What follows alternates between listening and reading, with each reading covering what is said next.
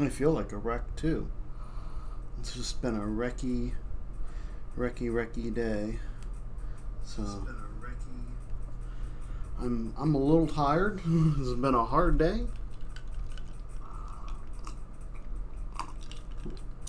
Always is around here, but more so than usual. Granny has not been having a great time. I had to cut off stream yesterday because she wasn't having a great time. I've now taken care of the things that need to be taken care of for tonight already, so she should be able to just go to bed and I don't have to worry. And that's part of why I'm like exhausted, because like I had to do a bunch of stuff for her, including taking care of, bathroom problems, which she's been having. Anyway,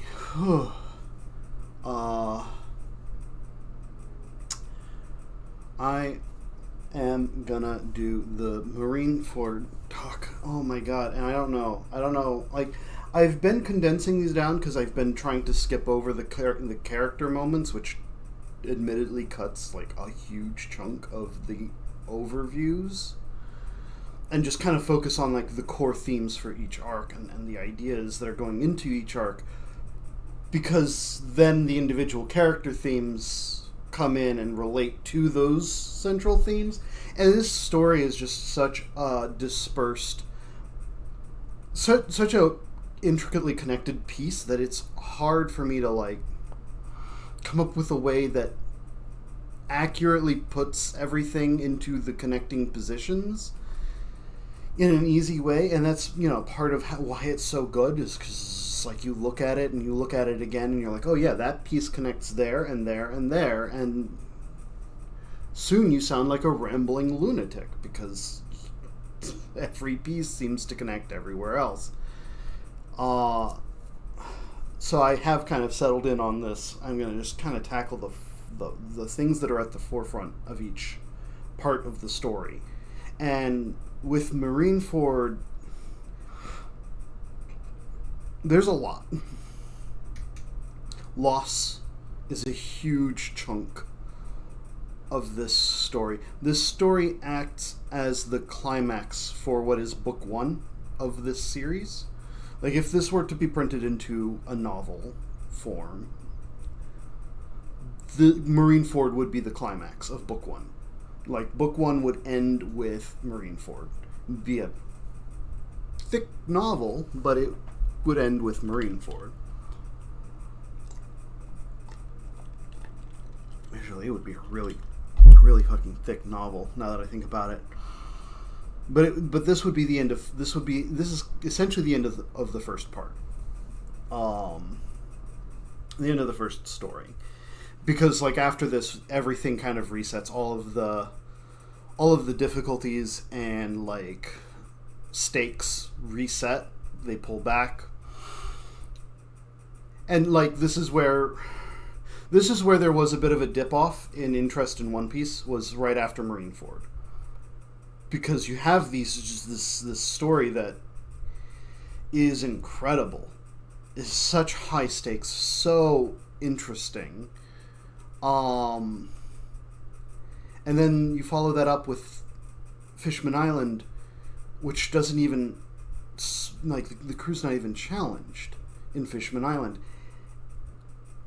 and that creates kind of this weird disconnect because it's an ongoing story. Like, he did take 4 weeks off, but anybody reading after the time skip has happened, they didn't have a 4-week break. They could just click to the next chapter and keep going in this kind of seamless way. And that is kind of one of the few things that works to the disadvantage of this story, is that like it looks like it's one contiguous thing, and there is this story break in the middle. There is this, the story ends, and like if you were picking up the next book in Lord of the Rings after reading the end of the Fellowship of the Rings, and the stakes were suddenly back to not quite as high, things have progressed, but everything seems to be reeled back, and now you're kind of picking up and starting to get into the new set of what's going to be important for this book, you wouldn't notice it. You wouldn't notice that this is what's happened in Fishman Island. You wouldn't feel it. You would be like, okay, yeah, we're starting the next book. We got to kind of catch up with where everyone is and what's going on and what everyone's doing. But that doesn't exist here. And it really needs to. It really kind of needs to exist in this, like, space of, like, this is the end of the first book. And goddamn does it deserve that designation. Because it hurts. It really, really hurts. This story hurts me sometimes. A lot of times.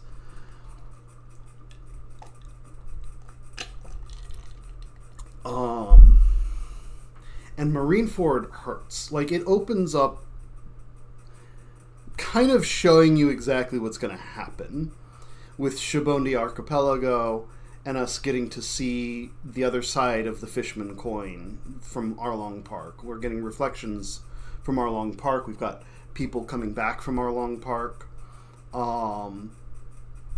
And we get to see the racism against the Fishmen going on in this story. And that leads to the slavery bit, where you have these celestial dragons, and actually, now that we're touching on celestial dragons, I want to put out there that, the theming of this story, of these stories, generally does connect to various nationalities, historical things. The celestial dragons in the world government are very representative of America and the world order that America managed to create in post-World War II. It's very, very similar. And you can kind of see that in how the Marines and the nobles and the government are all portrayed. Where you have the Marines that are a mixture of good and bad. America has had many military operations post-World War II. Some of them have been very helpful. Others have really not been. We've had some really shitty-ass wars that we shouldn't have taken. But we did it anyway. And, like, that is in play here. You can see where there's Marines that are going beyond their station, or by just following orders, they're doing terrible things. And there's some Marines that are trying their best to do the right thing, who really honestly believe in trying to do good by the world. And, not for nothing, one of the neat things that America's managed to do post-World War II is to chill combat. Literally, before the United States started doing this weird thing where they have basically stationed troops in every country in the world, and it's not like we're watching every country in the world, it's like we have a group of troops and then we allow citizens there. And so what that does, and this is kind of an interesting way of how international power works, what that does is it creates an environment where wanting to attack citizens, attack another country, isn't as appealing anymore. And for many reasons, but one of them being if you happen to bomb an enemy country and hit the United States Embassy there, or some U.S. citizens there, now you've got a beef with the United States to deal with, on top of whoever it is you were trying to start a beef with. And that isn't something that people, that isn't something that most nations and governments are quite interested in doing. And so what that does is it creates this chilling effect. And whether or not the chilling effect is always good, the fact is that there are fewer wars. The problem, the flip side of that coin, is that the places that there are wars are places that are willing to fight the United States, or that have things, and this is the more often one, that have things that the United States wants, and we're willing to fight for it. Usually, Republican presidents wanting something, usually oil, from certain countries, usually in the Middle East, that would track with our history. But good and bad. And part of the reason that I wanted to take a little bit of time, just a little bit of time, to focus on kind of the good that happens with this expansive military operation is that it isn't actually talked about too much right now in public, especially with the end of the Afghanistan war. A lot of focus is on our failures, and we have many of those, and I don't want to back away from those. There are things that we need to change in this country desperately. But, and I think this is where, like, you can see this with One Piece. The structure itself isn't bad. It's not a bad idea. The world government structure does seem to be working. Kind of.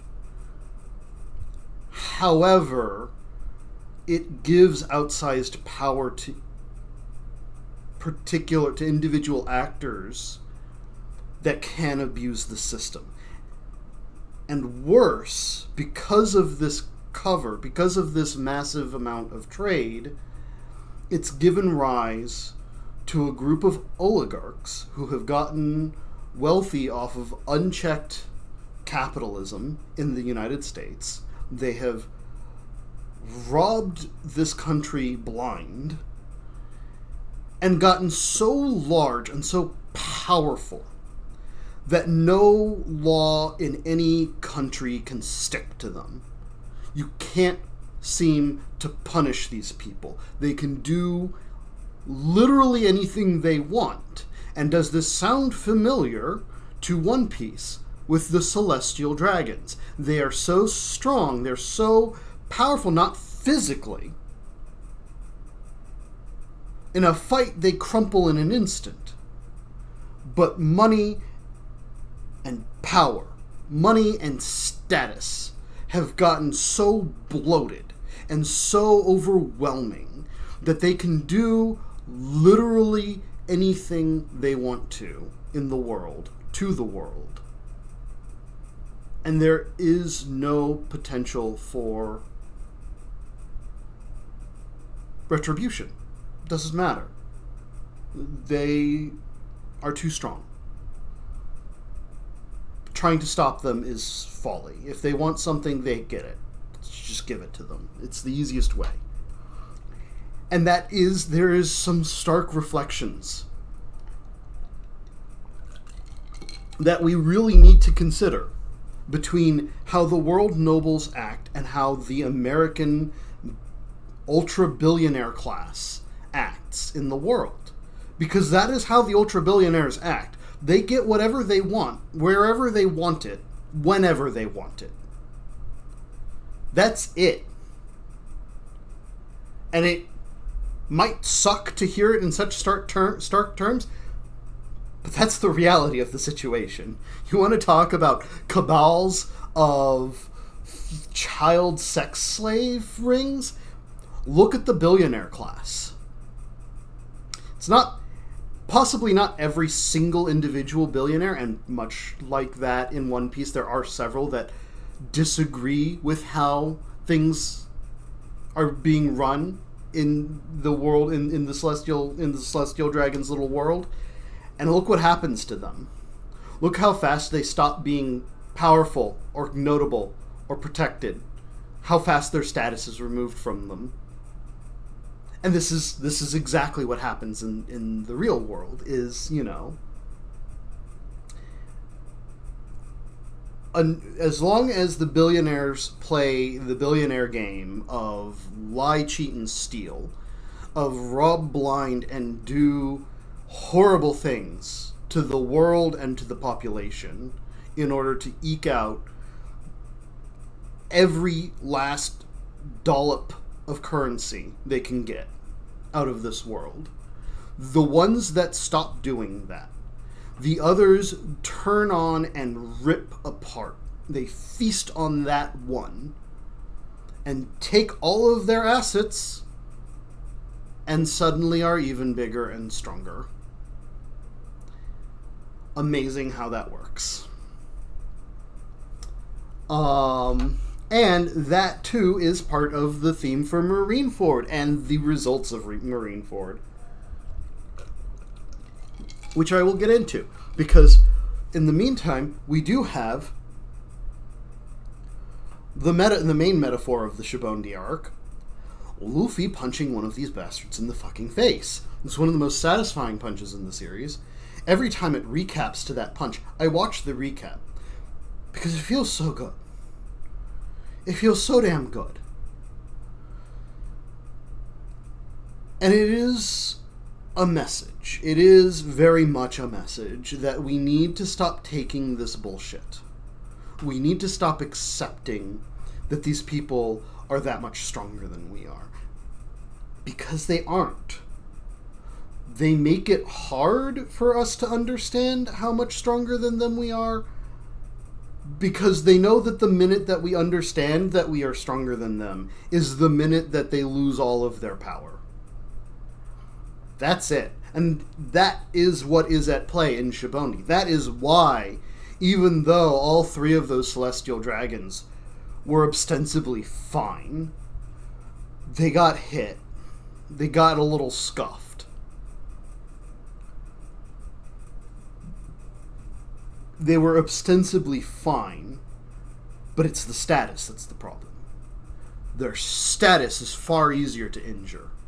If a single punch can do that much damage to their status that they need to obliterate an entire island's worth of people to reclaim the lost status of getting punched like that.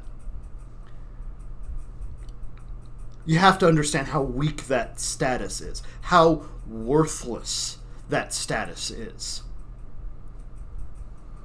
how weak they actually are. And that goes for reality too. Ever notice how every time something bad comes out about one of these big corporations, how fast they are to put together some form of PR campaign to try and cover it up and shrink it away and get rid of it and make it go away entirely? What is this? Is it garbage? Have you brought me garbage? You've brought me garbage. Cool. Thank you. I'll throw that away.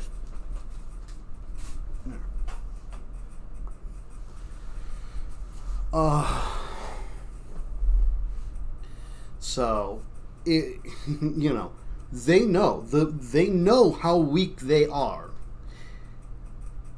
And I think it's really important that we understand how weak they are.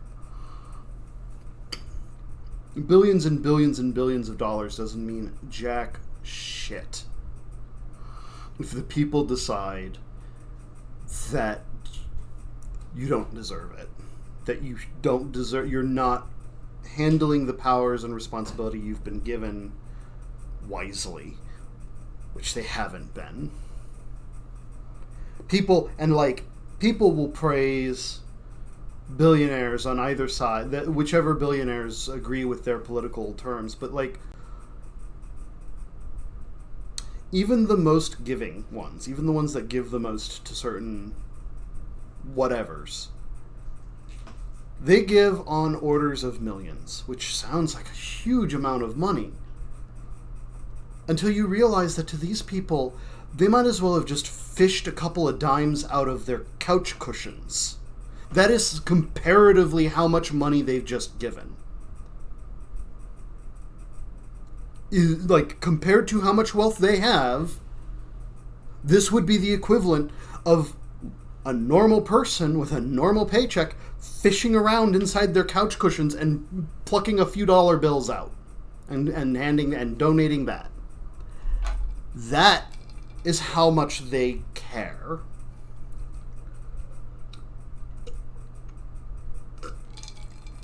I have a very firm stance that there should not be billionaires in this world. I don't think a billionaire class should exist. It is dangerous. It is damaging to the world. I think there is, very firmly, I believe there is a point where individuals can have too much money. Because money can be translated into power if you figure out how to spend it. How much it depends on the political system. The moment you can start to purchase a large enough chunk of a political system, 20 to 30% of a political system, is the moment that you have too much money. The moment that your money starts to disrupt the natural politics is the moment that you have too much money. Like, noticeably disrupt and bend, create corruption, bribery, all of that. That is the moment that the individual has too much money, and that may be somewhere in the $500 million range. Is from studies that I've seen recently, is when that kind of corruption starts to become very obvious. Anyway, and this is, Marineford. This is why I'm aware that I might not get all the way through Marineford. There is a lot going on in Marineford. There's a lot of things that are tying to reality.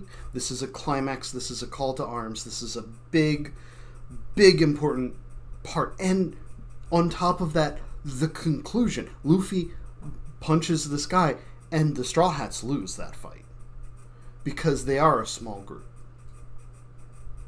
And that, while that status itself didn't do jack shit to protect these celestial dragons, it was enough to bring bloody hell down on the Straw Hats' heads, and they lose that fight. Amazon Lily is then entering into more of a build-up phase, and that Shibondi arc starts this loss. Separating, they lose, the crew's separated. Amazon Lily becomes kind of this little middle breather arc, which is really kind of needed, just story-wise, considering how heavy and dark things are going to get in the next two chunks. You really kind of need this like place to breathe for a little bit, get a little bit of the information dump, get introduced to some fantastic characters,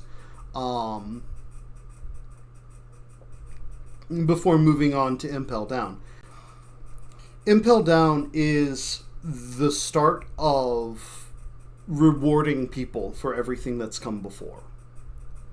This is where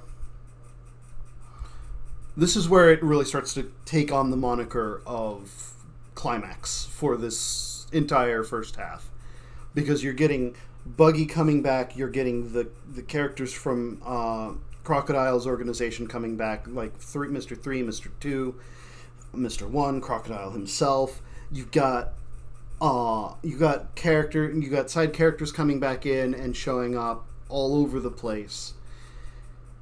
And yet this theme of loss continues to just hang over the air. The prison itself is so well it's fashioned after Dante's Inferno, with each level having its own particular ironic tortures going on.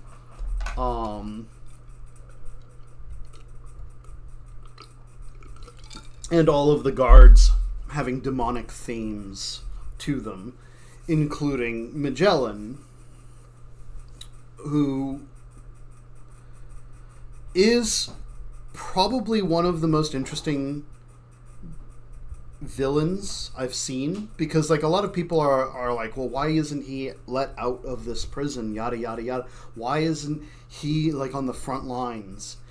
It's because as powerful as his fruit power is, and it is incredibly powerful, Magellan is built like a tank. And not every situation or scenario calls for a tank.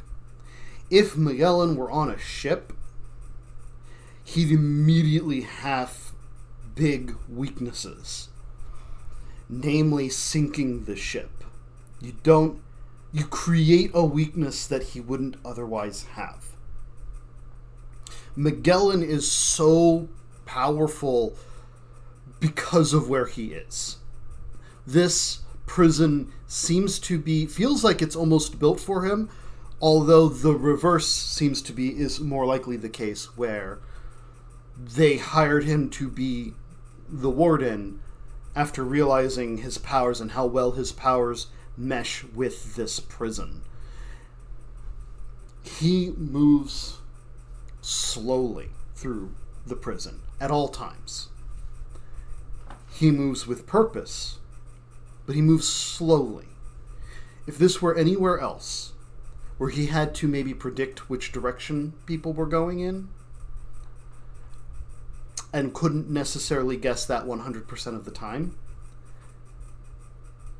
he wouldn't do nearly as well. Here, he knows where they're going. He at least knows the two possible directions they could be going in, which makes it very easy to split forces and guard both, because they're either going up or down. The prison's a tower, you're either going up or you're going down. That's it. Two options.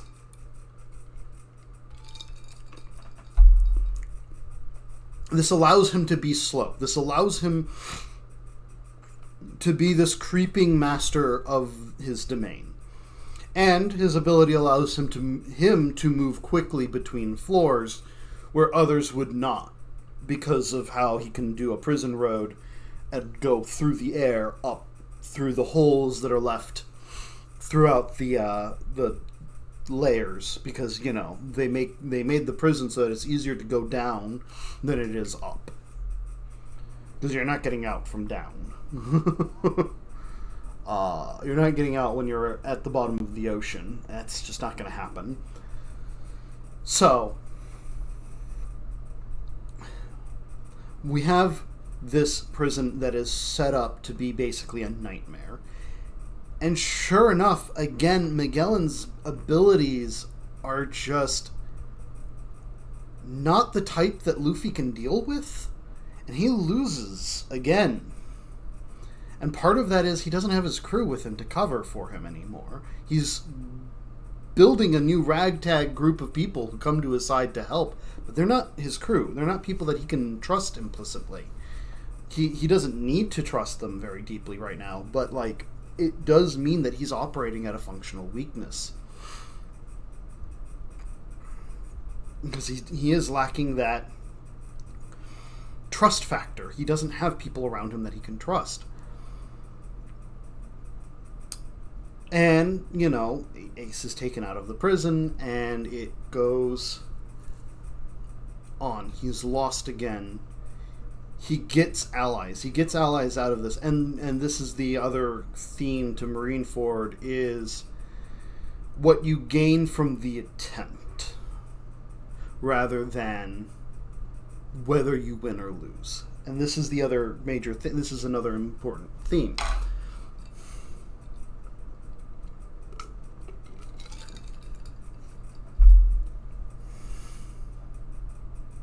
What you win from losing. And this is one of where one of the first parts of that it shows up. Luffy loses that fight against Magellan, but by doing so, he is introduced to Ivankov, who works with his father, and who's a very stalwart ally. He later gets a powerful poison resistance after the time skip from losing, because he survives. His body just doesn't care about most poisons, which is neat and helps him quite a bit later in Punk Hazard and in other places when he gets poisoned and he just doesn't care. his immunities are so much higher now. And it's because he lost. He went through this nonsense, and now he doesn't care anymore. His body just shrugs it off.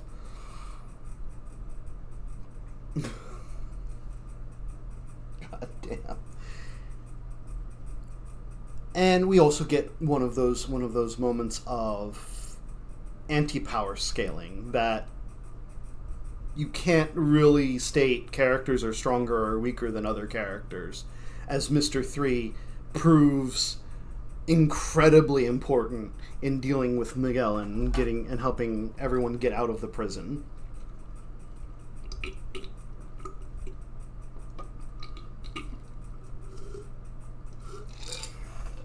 As thematically, he gets pushed back into his... He's a literal demon from hell. and his just desert is to get pushed back into his prison and left there. And to some degree, you kind of have to understand that the mythological metaphors are coming into play here. They are taking a trip into... Luffy is literally taking a trip into hell to free his brother. This is mirroring Grecian legends of entering into hell to retrieve his brother, and deals with the demons that live in hell. The demons and the tortured souls that live there. Making a deal with some of the wretches that are stuck in that hell in order to get out. And managing to escape, even with that demon pushing its way out, chasing after him, wanting to prevent him and its wards from escaping the grasps of its dark pit. Like, this is the metaphor going on here. This is where, when you're talking about epics, one of the identifiers is mythology, angels and demons. This is the mythology part of the story, is he's gone literally into hell and faced a demon from the guardian of hell, and climbed back out and got away. Only mostly scathed. We have some neat moments for Bon Clay, and then we move on. And again, I'm going to probably be doing individual character stuff later. And then we move on to Marineford.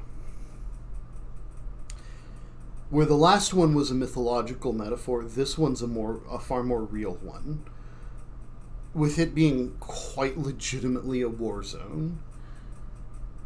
There are trenches, there are explosives, bombs going off everywhere, fights happening everywhere, people are dying everywhere. Whitebeard's brought an army, the Marines are there ready for him. This is a fight of the powerful and the not powerful. This is a fight of, again, between gods and between men, and it is amazing. It is stunning. And most notably, and I think the most interesting thing that a lot of people don't look at here is how well portrayed the two leaders of this battle are. Because both of them are portrayed as incredibly physically powerful, but also very potent tacticians. On the Marine side, Sengoku is considered to be one of the most powerful Marine leaders ever. He's also a tactical genius. These are things that are said in the story, and you can see it. He's rallied up his troops. He's gotten as many of the 7 Shibukai as he can get, the 7 warlords. He has brought all 3 of the admirals to bear. He knows what he's up against. He knows likely where Whitebeard's going to pop up and where Whitebeard's going to want to go, which is in the middle of the bay, bringing him as close as possible to land. He's also largely aware of what Whitebeard's first move is probably going to look like. So he's made preparations for that. He has that metal shield that's going to go up, that's going to enclose the bay entirely. He's made that preparation to prevent them from getting in and create a basically a firing zone where they can just blast everything in the bay and kill all of the Whitebeard pirates in one go. That's the main goal. Whitebeard, knowing largely that Sengoku's going to have some defenses in mind and the types of problems he's going to come up with, plays his hand very intelligently. The main ship comes up first, with Whitebeard on it, and the 3 conjoining ships. He shows his main force first, in order to bait out that first trap. And of course makes his opening move, forcing Akaji's hand in freezing everything, which plays to Whitebeard's advantage, even if he doesn't know necessarily what the trap is, by creating land where they need land. By making that first gigantic wave, he forces Akaji to be the one to respond. None of the others have the ability to stop that tidal wave that would otherwise sink the island.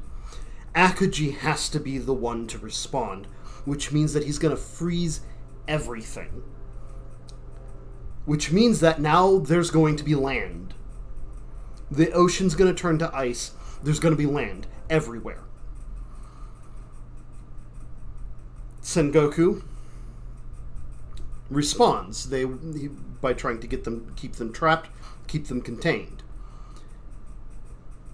Whitebeard's first wave of reinforcements arrives, with oars coming in and charging the front line, breaking down that, pushing through that front line to the point that he falls before the wall comes up, and creating a passageway, creating a hole for everyone to get through. Not the best, not the best situation, but certainly better than being trapped inside this firing zone with no way out. Then you have the arrival of the extra Whitebeard pirates, the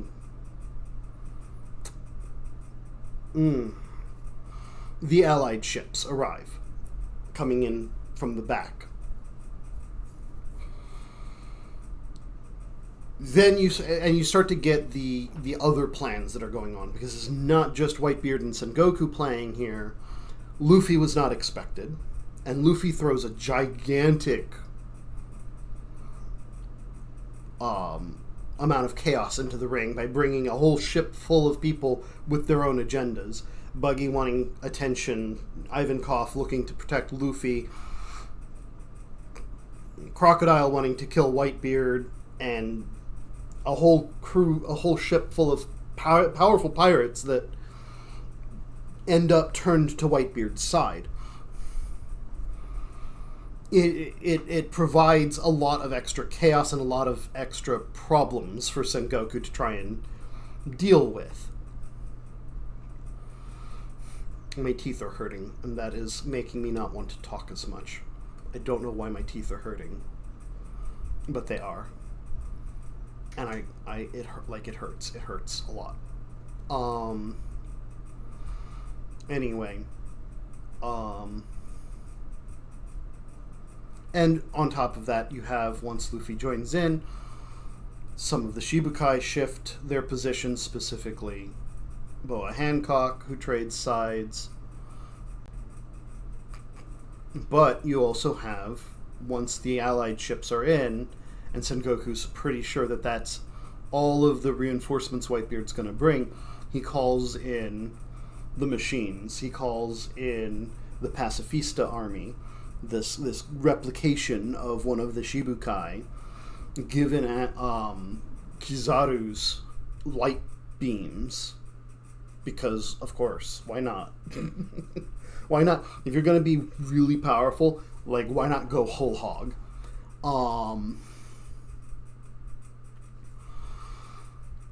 And this creates that final trap that there's no retreat, there's no way forward, there's no way backwards.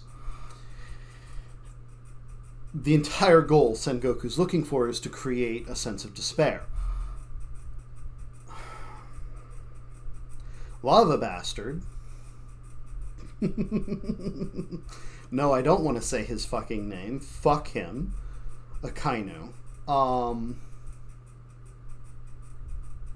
Has his own set of plans.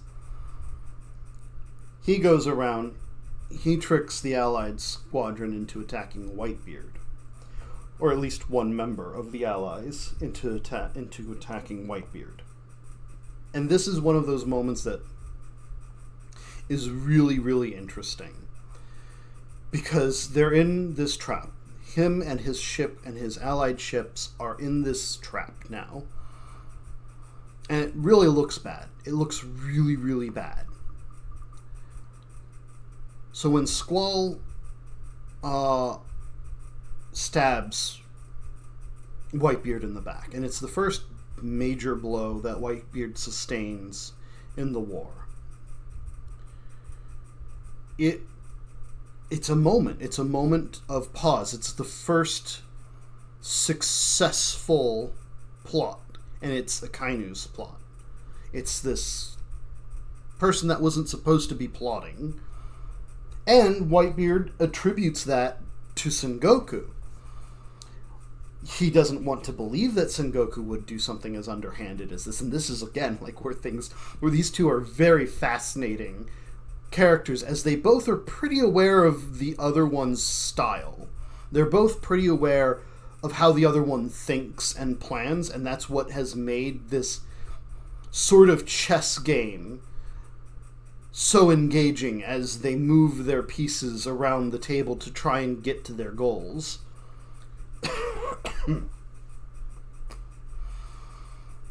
But Akainu's one of the agents of chaos on the Marine side. He's got a very different idea of how this should end. His idea is they're going to kill all of the pirates that have come to Marineford and deal a devastating blow to the pirate age in general and try and chill the whole thing. Get it to all stop. That's his plan. And Whitebeard takes that moment, realizes the shakiness of his crew and his extended crew, and does an excellent job disengaging that possible bomb. Because this is a moment in the fight that could have broken the entire front for the Whitebeard pirates. This was a moment where the Allied pirates and even some of his top commanders were shaking. Maybe not in their faith in him, but in the situation. The situation looked desperate. The situation looked terrible. And he takes that moment, he forgives Squall, he confirms that he'd take this sacrifice for any of them, that they are all his children,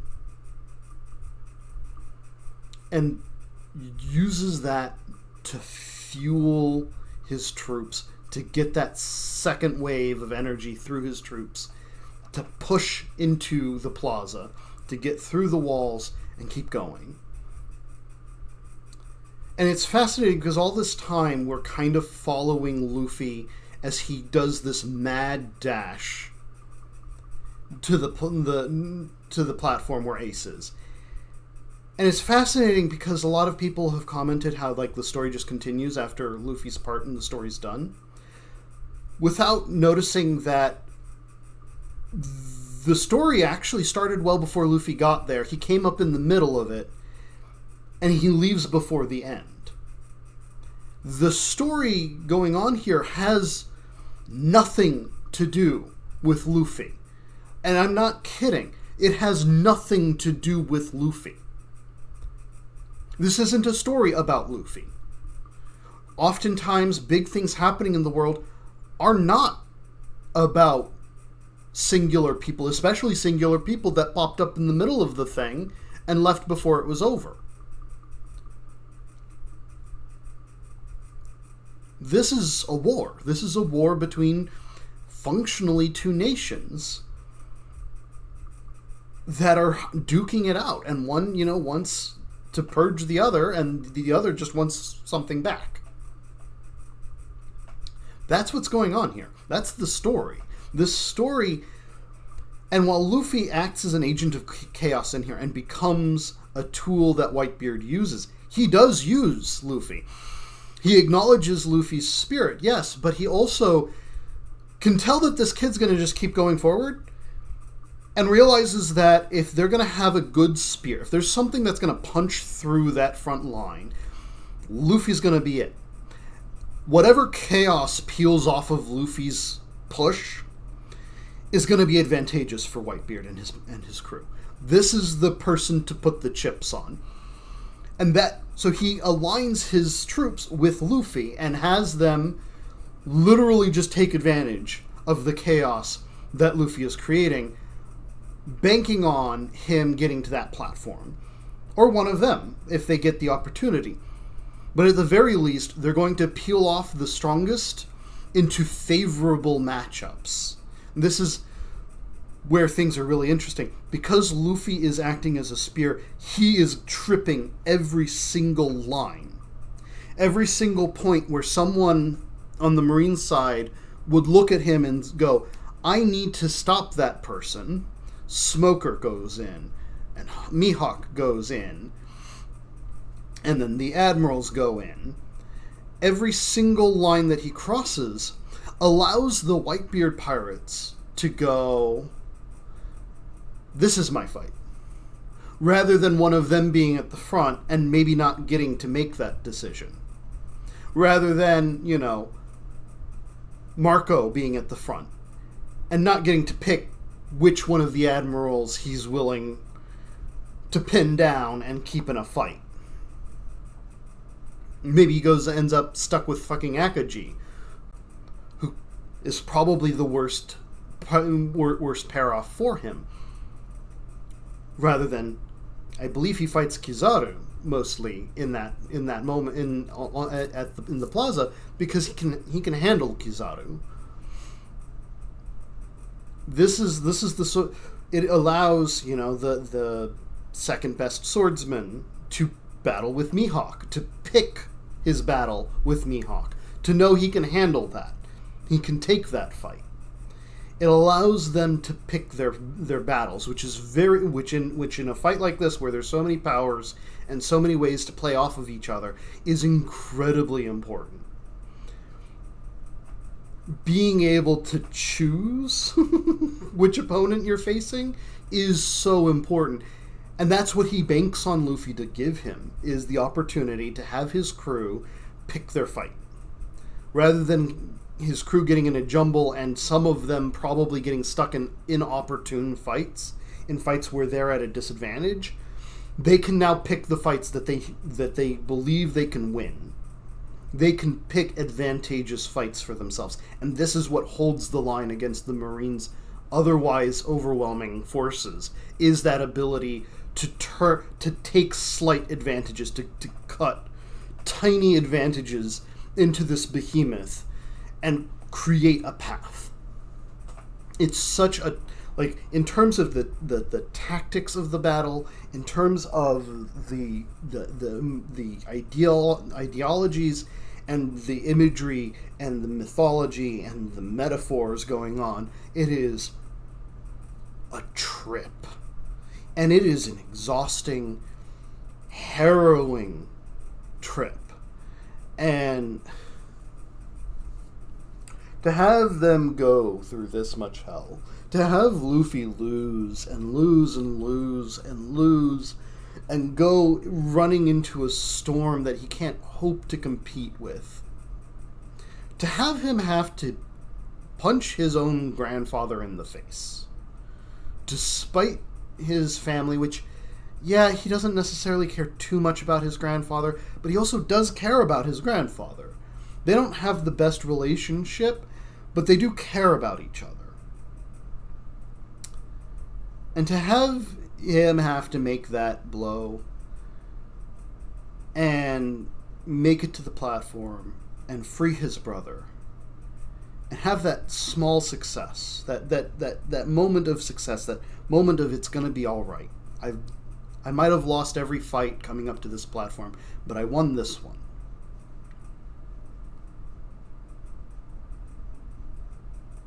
And then to have Ace get killed after that, protecting his brother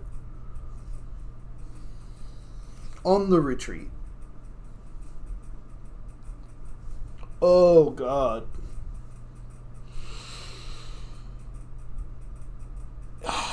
This is just like, yeah, Luffy's out for the rest of the fight. He's just done. His body, in a desperate bid to protect himself, has him pass out on the spot. He just can't handle it. He is in a total state of shock. And I believe it. And the emotions playing on everyone else. And people are always like, well, why did he turn and take the bait? Why did he make all of this pointless? Why did he hurt us so much after all of this struggle that we went through? Why off of a point of pride? And the reason is that he hasn't gotten the chance that everyone else on Whitebeard's crew has.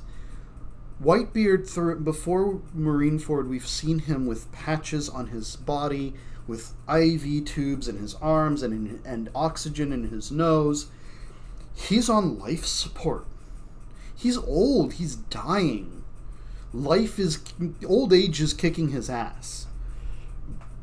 And when he surfaces in the middle of the bay in Marineford, he has none of that. He's taken all of it off. He's going to fight, and he's not going to have anything. He's going to die. He has come ready to trade his life for Ace's. That is the deal that Whitebeard has come to give Sengoku. Is he is going to die, and Ace is going to be free. And he's had the time to tell his crew, to explain to his crew, this is what's going to happen. This is how this is going to end. And they've had time to grieve already. They've had time to accept that he is going to die. And they've had that time. So they're ready to retreat. When he tells them to retreat, when he breaks the ground so that they're all on one side and he's on the other, and gives them that space to start retreating, that's on purpose. They knew coming in what he was prepared to do. Ace hasn't had that opportunity. Ace has been away from the crew for a long time chasing Blackbeard, and since then he's been trapped in a prison. He hasn't had the time to understand what's going to happen, to understand that his father is going to die, and his father is doing so to save his life. And so he's not ready to deal with that grief. And so, yeah, he takes the bait. He's already having trouble with grieving, so yeah, he takes the bait.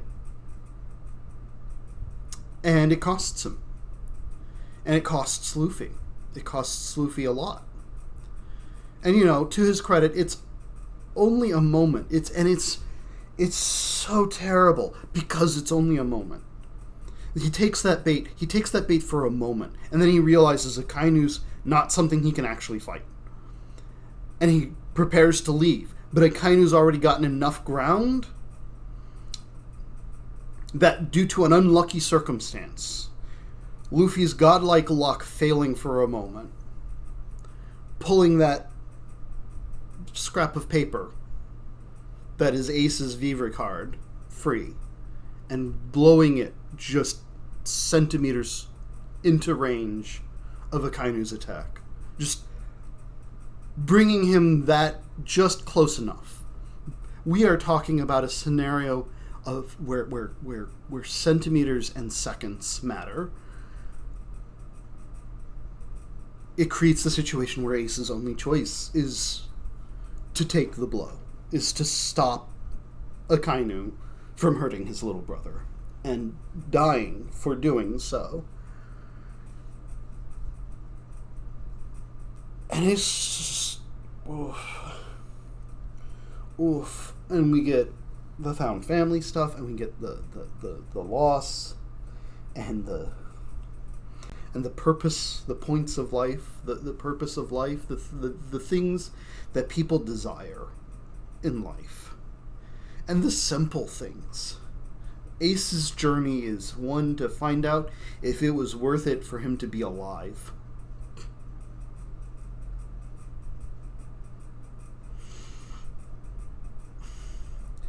Whitebeard's journey is to find a family. Like, these are the sorts of things that, like, though there's so much that's going on in this story, and it hurts so much. Oh.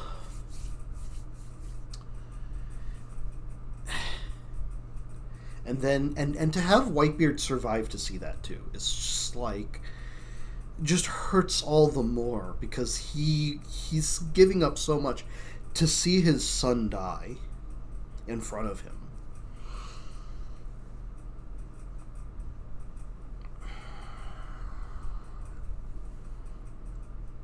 And then he does pass on. He does die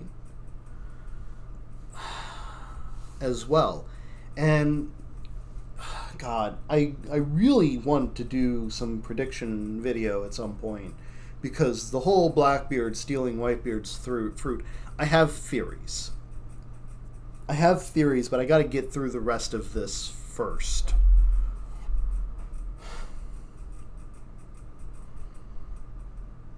And and you know, and then we get into the post-war arc, and we get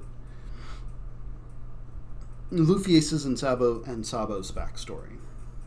And before that moment, we also get the moment that Luffy was the closest to dying. I've mentioned before how a lot of the fighting and how well people live in this world is based entirely on willpower.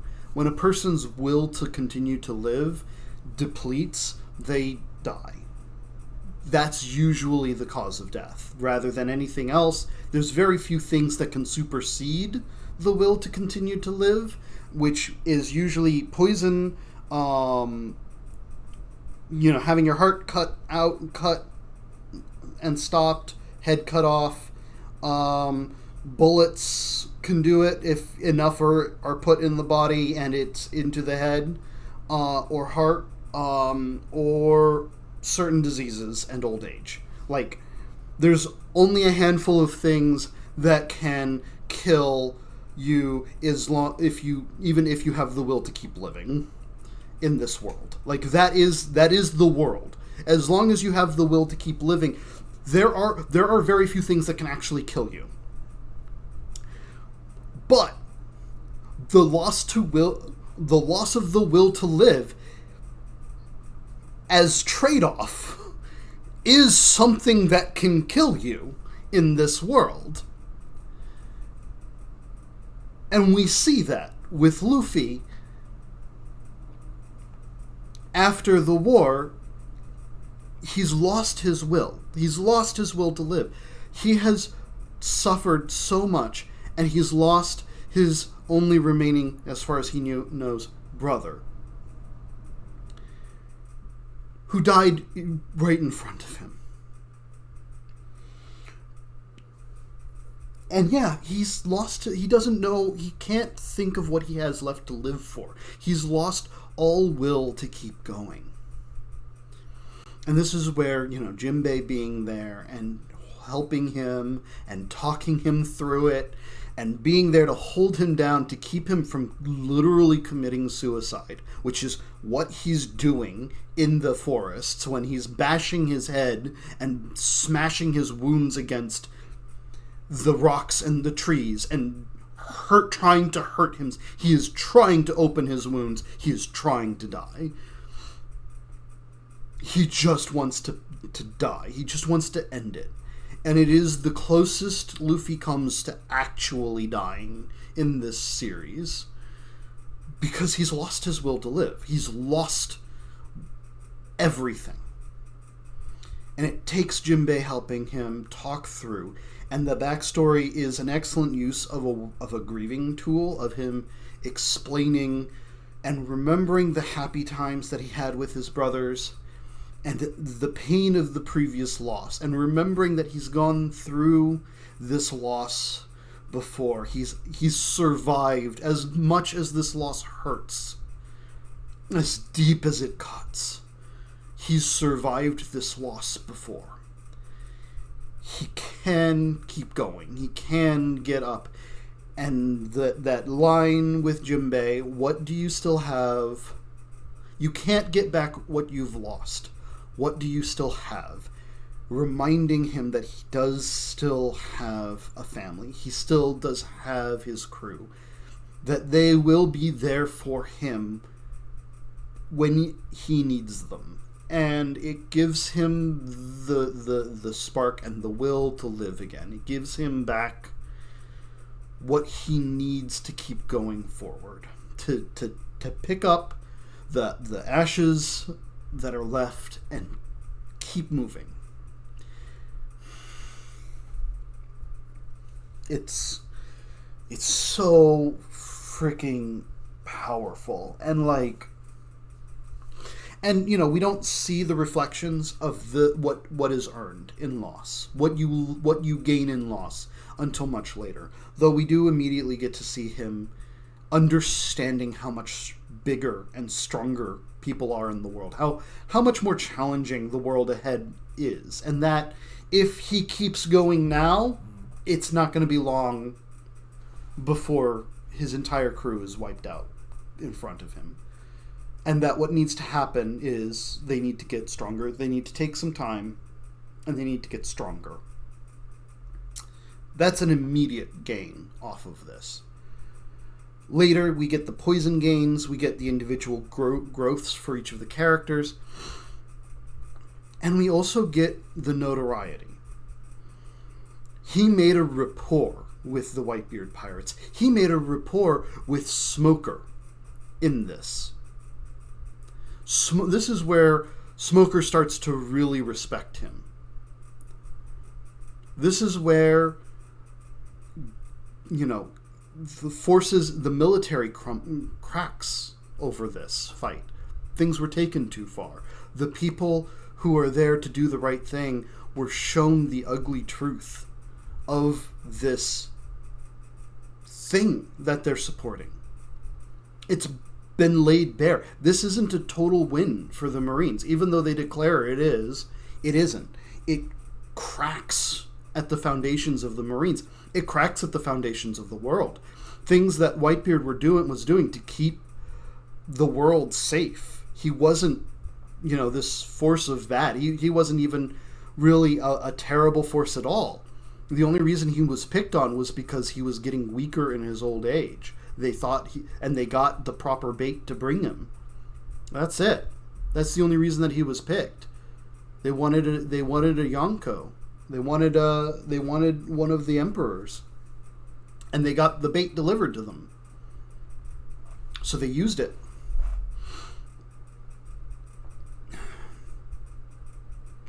And it's, it was thoughtless. It was done without really thinking about the repercussions of their actions, or how much Whitebeard means to the world, how much he was protecting, how much weight his back was carrying, because piracy resurges. And largely it's attacking places that Whitebeard used to own and control, places that were peaceful otherwise. And they can't turn to the Marines. They're outside of the Marines' circle of support. So they're just fucked. Oops. It trades Whitebeard as one of the emperors for Blackbeard, who, where Whitebeard is a somewhat stagnant giant who has been working to try and keep the peace in the world, Blackbeard is closer to a demon from hell. He is an agent of pure chaos and greed. He wants to play an active role in the world. He wants to claim the world for his own. He wants to get to the One Piece. He wants to become the Pirate King. He's ambitious. And he's dangerous. And now he's got 2 fruit powers, which no one has seen before. At least yet. More on that in a moment. Because a lot of my predictions actually come from the first half, with only some things drawn from more recent information. Because we've only really been given some specifics, some new specifics in the second half so far. We're still waiting on some big information dumps.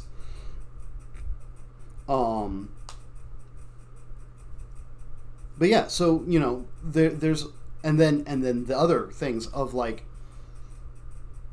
Akuji is put up to be the next Marine leader of the Marines, but Akainu ends up taking that position, which reflects how this stuff happens in reality.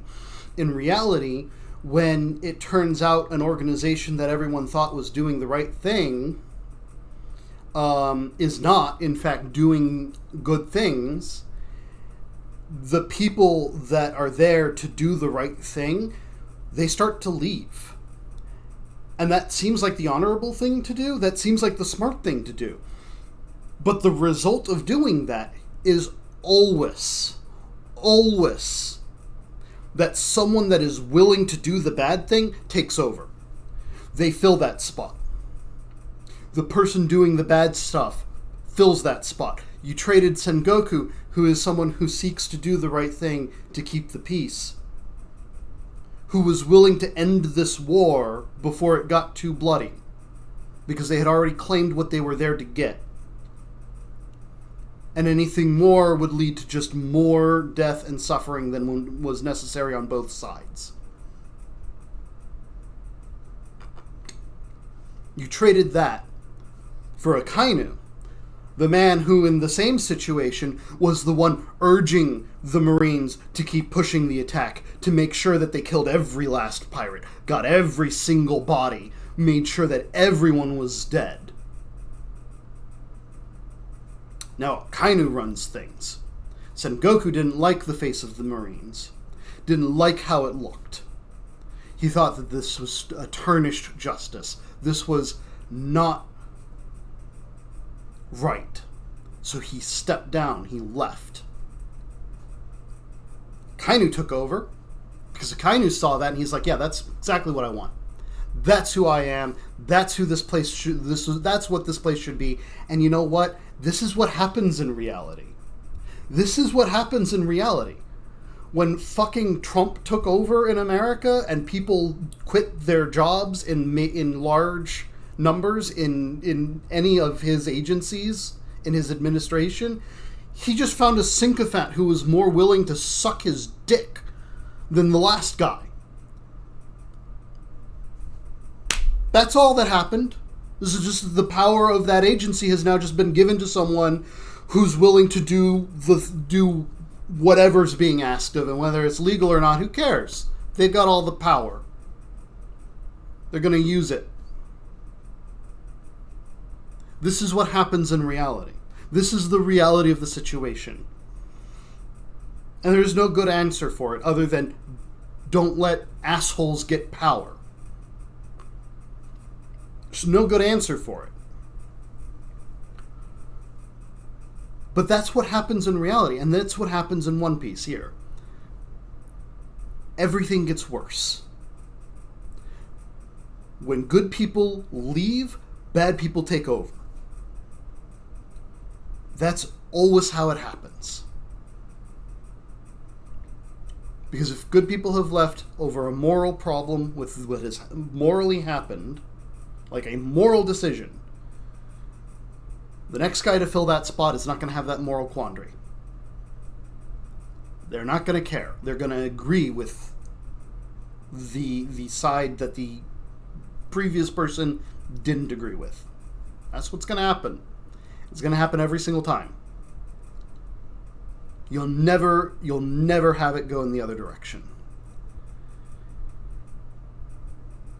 And so we are well over time, but I really want to get into, because this is where a lot can be predicted. We've seen reflections of this story, of this first part of the story, this first book, happen again in the second book. We've seen it reflect.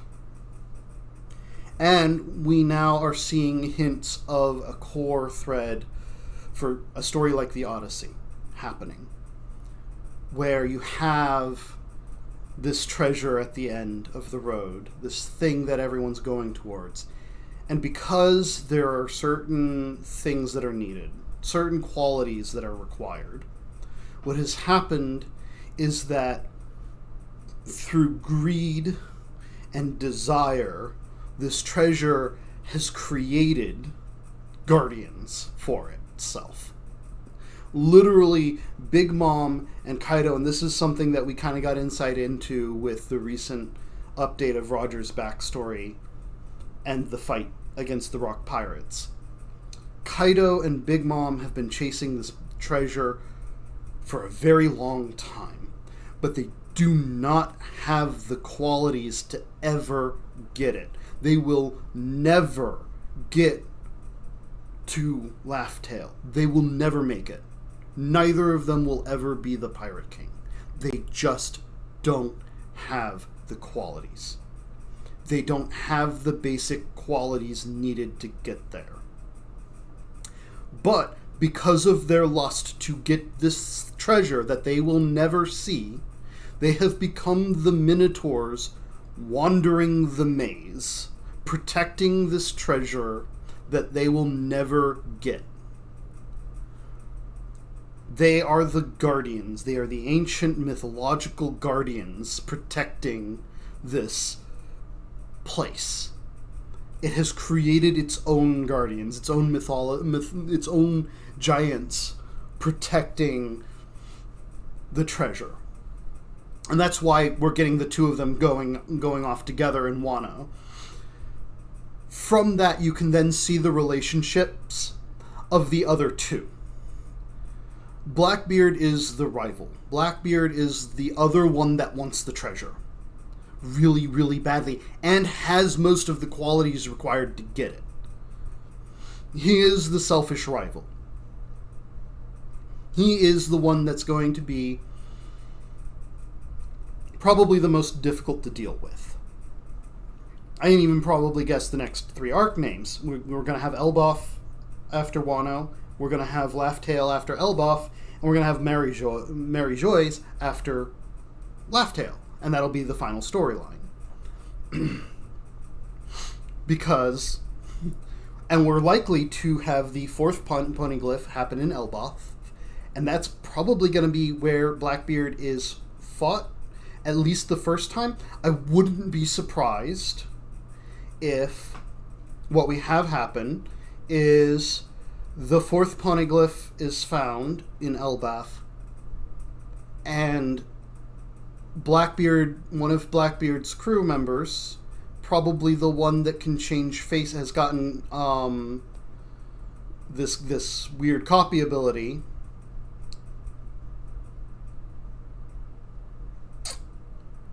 Yeah. That one's weird. Can we take a moment? That one's weird to me because that's the same one. That's the mime. If I recall correctly, it's the one that's set up like a mime in Blackbeard's crew, and he's been able to change his face for quite a while now. So he's got a similar fruit power to Bon Clay, and they've both been alive at the same time and both had the same powers. So I'm guessing that's maybe not a fruit power. Because I know, like, we saw him pull this thing with... No, it was someone else who had this shape change ability that was using Absalom's fruit power. Either way, Blackbeard's going to have some tricky powers on hand. I'm sure one of them is going to be useful for spying, and he's going to get the information needed to find Laughtail. And I think that's going to lead that there's a good chance that leads to, because reflections are a big part of this story, the same island that the rock pirates fought Goldie Roger. And at the same time, what we're likely to see is the Straw Hat Pirates and Smoker go up against the Blackbeard Pirates. And that is going to be the final confrontation between those two groups. Because that is a reflection of what happened with Goldie Roger. Again, qualifications for the journey. One of those qualifications is facing the Guardians, but at that time, in Goldie Roger's era, they were the rivals. The Rock Pirates were the rivals. Big Mom and Kaido weren't even the headliners. They weren't even the leaders of that. Neither one was the leader of that pirate group. It was someone else who did have the qualifications, or at least most of them. And that fight on that island, which ended the Rock Pirates, and Garp participated in, and Garp helped Gold Roger in. So reflections, again, meaning we're probably going to see that fight happen on that island. And that's going to be the big final conflict. I also, by the same token, believe that we're probably leaving Wano with Carrot and Yamato as permanent crew members. And this is because in Goldie Roger's case, he left Wano taking a noble, Odin, from Wano, and a couple of random minks, as well as a few samurai. So we may also get Kienmon coming as well. Because, reflections, again. Reflections are very important, and Goldie Roger had a big recruit from Wano, and probably needs those qualities going forward. So I believe random mink, Carrot. Carrot wants to go out to the sea. Carrot desperately wants to go out to the sea. Noble from Wano, Yamato. Yamato declares that they are Odin. They have as much information as anyone's going to get on Odin. They have as many qualities as anyone's going to get from Odin. They fucking held their own against goddamn Kaido. Like, you're not going to get much better than that.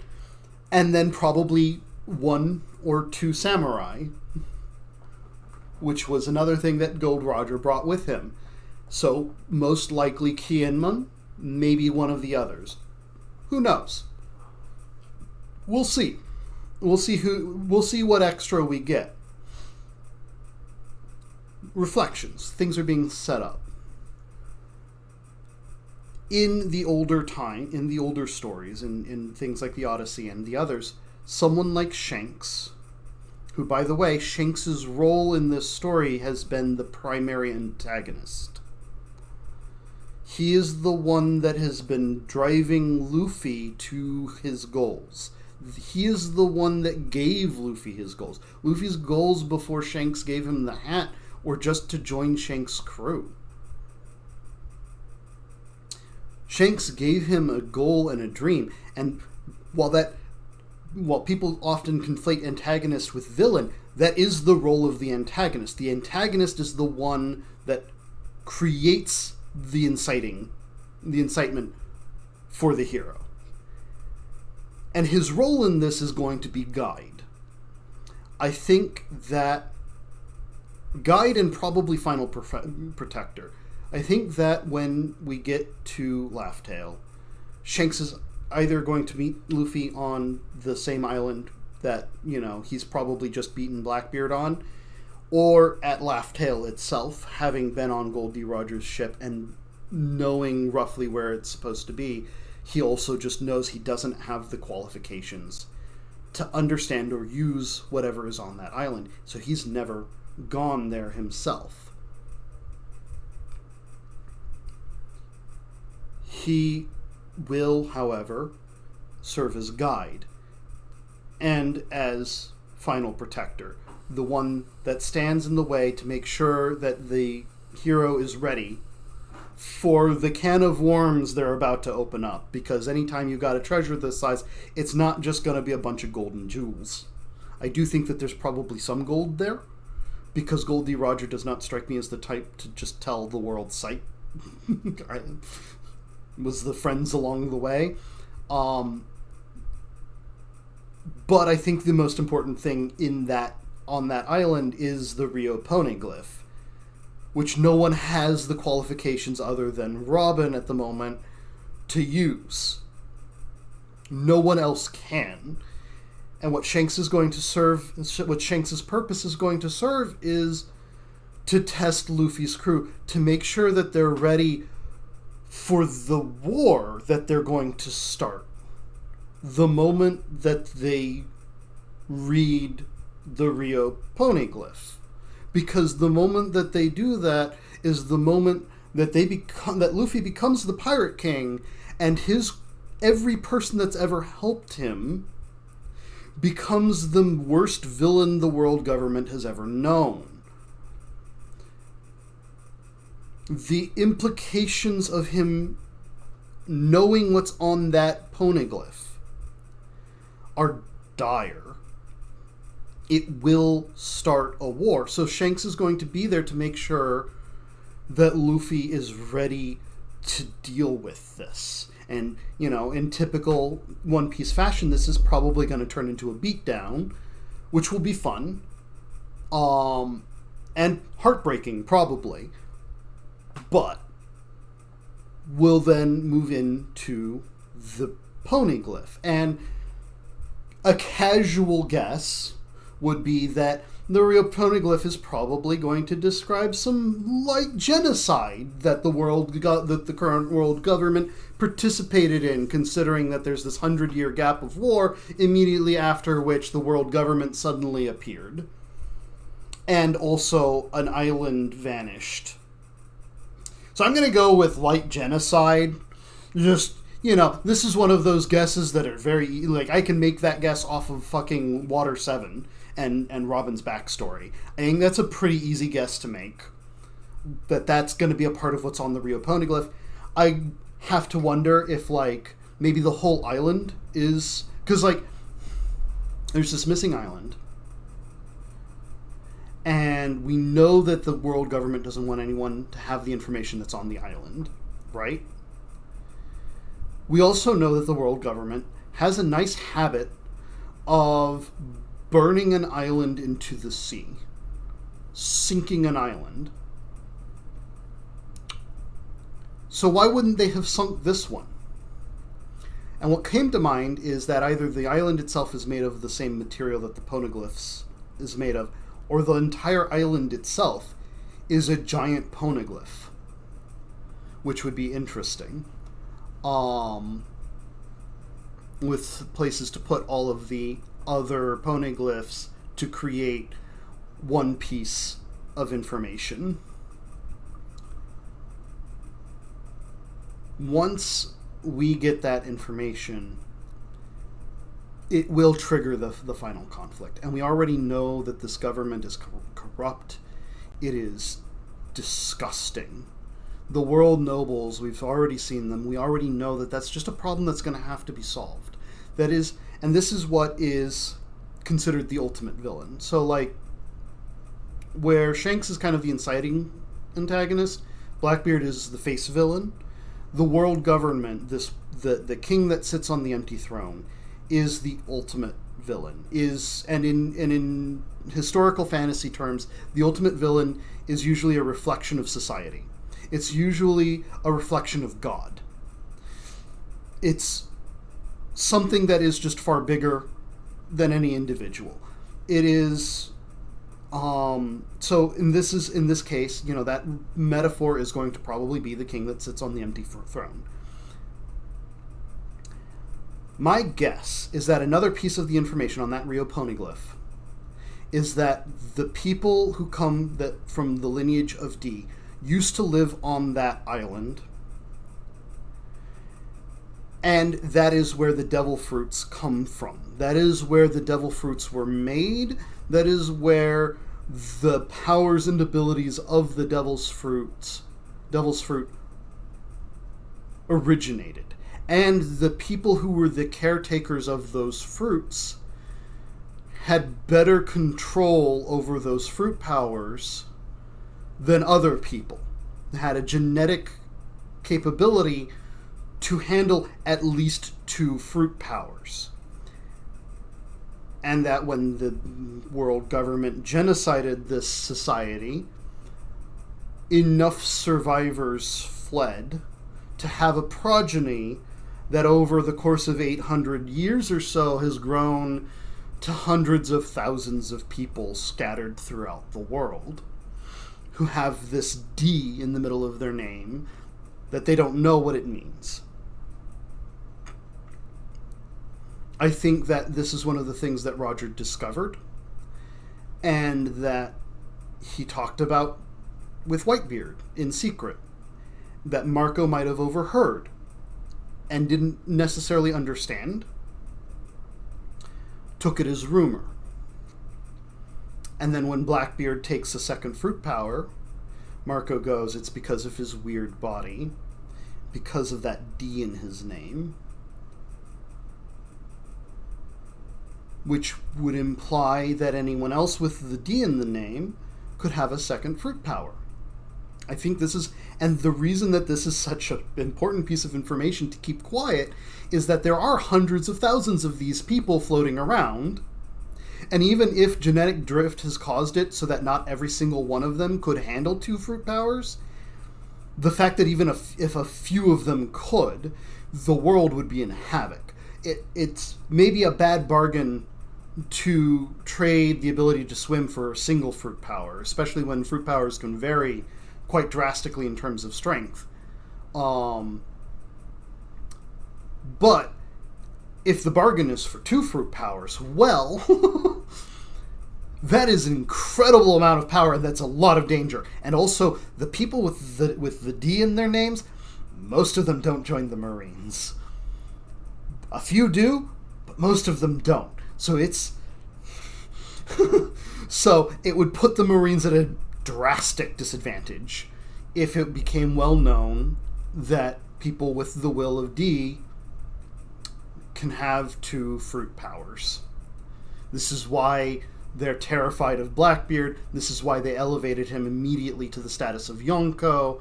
This is why they put a gigantic bounty on his head. It's because they're terrified of people making that connection. And when Luffy finds that piece of information out, the next important question becomes, what would Luffy's second fruit power be? And people are always like, well, I can't think of anything that would fit with his rubber. And I'm like, I can think of one thing. I can think of one fruit that would suit Luffy's fruit power. So let's lay out the scene here. We have the Revolutionary Army attack Maryjoy's, because that's been brewing for a while. In fact, they're there now, so it may even be retaliatory for the people that are there. We get Luffy arrives with his crew and with the giant pirate alliance that he's built up over time, including an alliance of other nations that he's worked with before. We'll probably see the Fishmen, we'll probably see Alabasta, we'll probably see Dressrosa, we'll probably see lots of characters come in from across the story thus far. Wano may get involved. Just characters from all over. We're probably definitely going to see, the Straw Hat Alliance pirates arrive. We'll probably even see some of the other Yonko get involved in this. Even though I know Luffy's going to beat Big Mom and Kaido here, uh, he's not in the habit of like handing these kinds of people to the Marines. So like while they'll be beaten and kicked out of the country, he's probably not going to kill them. Kaido might die, but I don't think Big Mom's going to. And if Kaido dies, it's going to be because of law.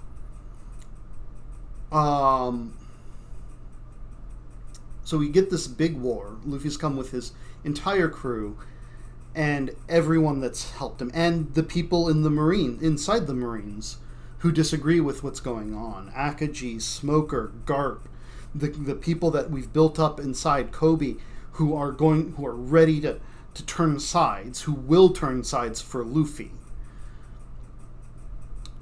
Giant battle going on.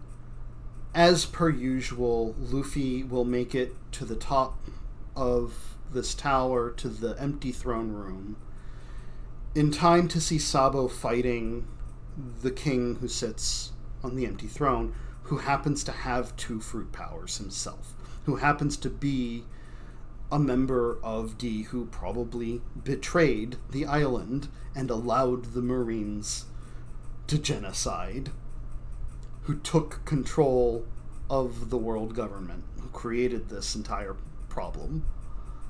Sabo dies in the fight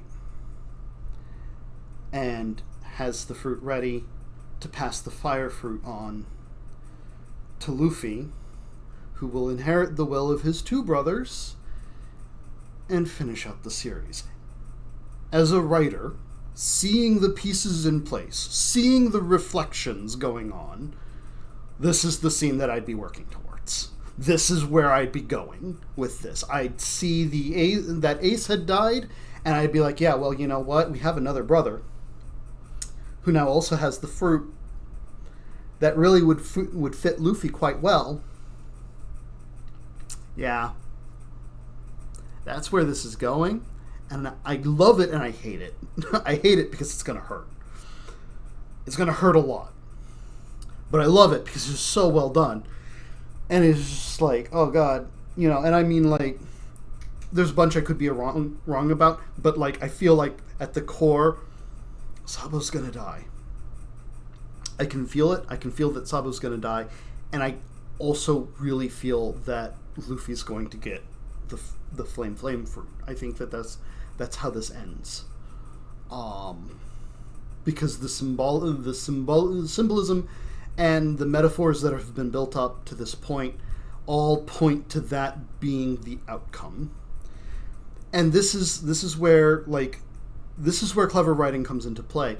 It doesn't matter that I've kind of predicted where the ending's going to be. Even because I could be wrong. I could be very, very wrong. But even if I'm right, there's going to be a bunch of stuff that I'm not right about and I'm not expecting. And that's going to improve the impact of what's that finale is going to be. When you are doing any kind of writing, as you approach the ultimate end, you want your readers to be able to predict some of what's going on, because to keep people engaged, you have to have expectations and results. You have to have people expecting certain things to happen, and for that to have payoff. People like to believe that they're right about things, but you also have to have expectation and mystery, where people expect something and get something different, or get something that they weren't expecting. There's a healthy mix between the two. And this is where a lot of modern Hollywood movies take the shit, because they believe that the goal at the end of the story is to just completely trick your audience. And that's not it. Your goal is not to trick your audience. You don't want to try and show off how much smarter you are than everyone else, because what ends up happening is your story comes off as callous and childish. Your story comes off as, we ended it this way because we didn't want you to be able to guess how it ended. We had to throw a bunch of extra shit in at the last minute to change how the ending worked because we didn't want you to guess it. The fact that I can sit here and think Sabo's going to die and Luffy's going to inherit this will, and the fact that that thought makes me already want to cry, shows that that ending is going to be strong no matter what. No matter if I've seen it coming. Because, let me tell you something, I have watched Ace die 5 times now, and every time I cry. I know it's coming. And that first time is a surprise. I know it's coming, and I still cry because it is so well written that it doesn't matter if you can see it coming or not. It's going to hurt. And that ties into the inevitability of death that we saw in Water 7 with the damn ship. This show is too damn good for its own good. And I look forward to seeing the end, and I know I'm going to be in a lot of pain when it ends. And then there's probably going to be an HD remake, and then I'm going to be in a lot of pain. I'm going to have a lot of fun, and then I'm going to be in a lot of pain again. Oh, it's so good, though. It's so good. All right. I'm way over time here, so I got to get going. I'll see you guys later. Bye-bye.